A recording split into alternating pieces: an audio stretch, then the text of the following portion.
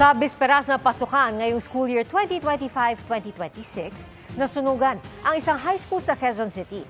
Nalagasan po ito ng mga classroom at iba pang mga silid gaya ng library. Unang araw pa naman ang klase bukas pero natupok ang ikalawang palapag ng gusaling ito dito sa San Francisco High School sa Quezon City.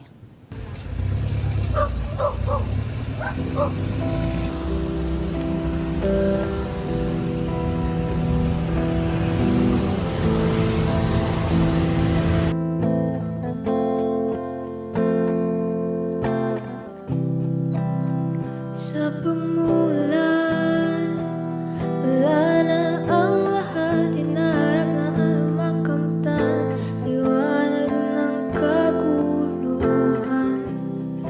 Initusok at dilim, lalamunan na sa isip. Paano maiwasan kapahamakan?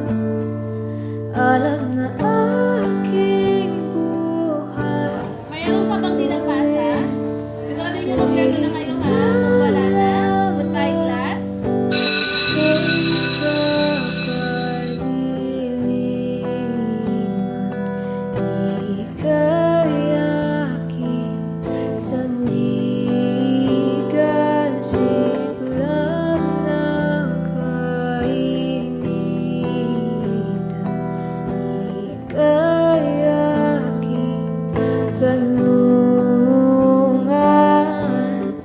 bis na masunog sa iyo, kinuha mo ang tubig na anyo. Gusto pala sa lugar nyo. Balita ko, muntik na magsusunog sa inyo ah. Oo nga pre, buti na napula ng kapitbahay yung sunog. Ano palang dahilan na sunog sa inyo? Di ko nga rin alam eh. Dami nang sinasabi.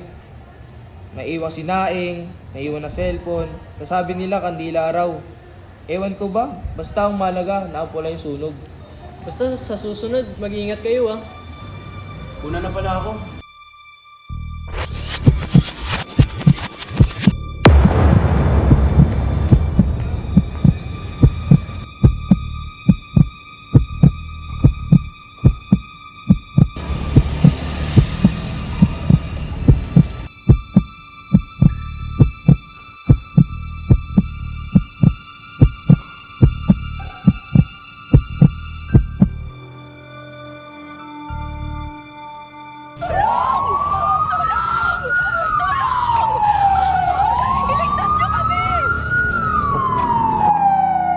Sa pagmulan, wala na ang lahat. Hinarap na ayaw makamtan, liwanag ng kaguluhan.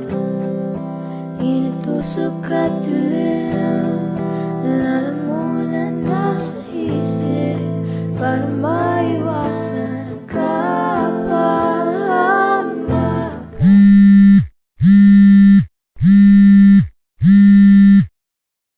Hello, nak. Kamusta ka na? Nakuha mo na ba yung pinadala kong pera?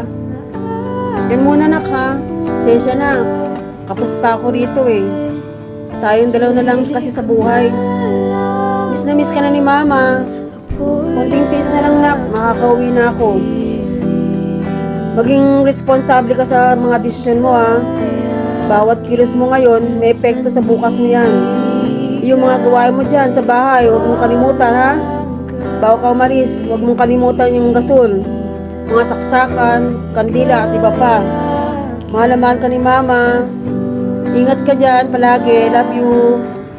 Bis na masunog sa iyo,